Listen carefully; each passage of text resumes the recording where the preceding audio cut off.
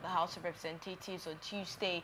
They began the consideration of the 1.911 trillion naira 2024 budget of the Niger Delta Development Commission. Speaking at the commencement of the budget defense, Managing Director of NDDC Samuel Obuku said the commission plans to source the money for the budget by borrowing 1 trillion naira from commercial and development banks in the country. And then the commission also expects 170 billion naira as arrears owed it by the federal government and recoveries by government agencies of federal government statutory contribution of 324 billion naira, an ecological fund of 25 billion naira, an oil company contribution of 375 billion naira, and an IGR of 1 billion naira. Now, he disclosed that the commission planned to fund its legacy projects with 1 trillion naira to be borrowed from the banks, while about 835 billion naira will be spent on other development projects. That's reps now considering the 1.9 billion naira NDDC budget that's under consideration at the moment, and they've told us how this will they'll actually go about this, borrowing from development banks and all other things that are stated when actually going through that particular one. But let's get your thoughts, Stephen. Okay, please forgive me. I had to laugh a little bit. We're at a time where interest rates now sits as double digits. You have business leaders in this country, as the Dangotes, complaining about the interest rates that they now have to pay back to commercial banks. I do understand that in the end, for commercial banks, this is business, and this would appear lucrative to a sense. But when you hear stories of banks going moribund due to unhealthy finance management systems, and the NDIC having to come and manage the customer base that they still have, as retainership, and then transferring all of that, you would ask, the question is, how healthy are commercial banks? We're not seeing that conversation we're still having that conversation.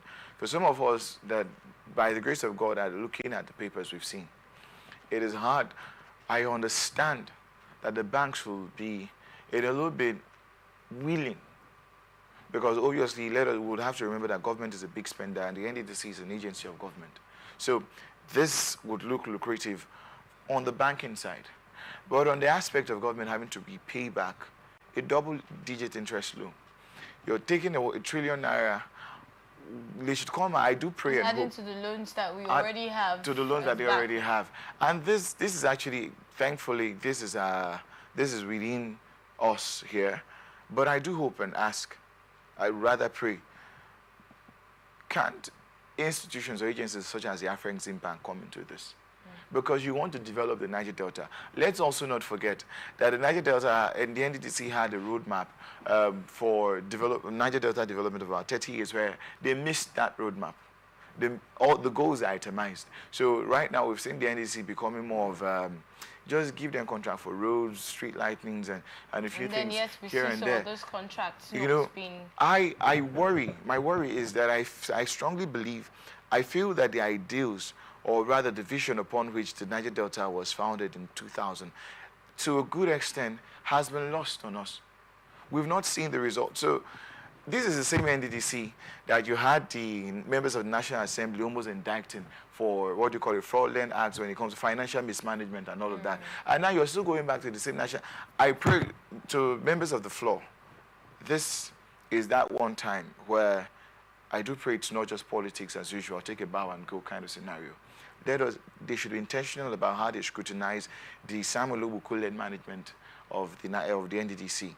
It is okay to come ask for funds, development funds, but we also have to ask ourselves, we do hope these funds will... Remember, the scenario of the Niger Delta is one where there's this body language of a lot of persons seeing the NDDC as a cash cow, especially for politicians. We're aware that during electoral periods, the NDDC becomes a very strong channel where, all of this. So I do pray and hope that the fund, but then again, this is just me being in the studio and ranting. They understand this a lot better, but Right. we have a responsibility to manage our finance properly, but also question the banks. We do hope also that the banks will not in the end come out to tell the NDDC that the double-digit interest loans must be paid. We don't even know the collateral involved. So there are a lot of questions in All this. right, let's take some time off right now. We're going to short break, and when we return, we have other interesting and juicy stories for you. Stay with us.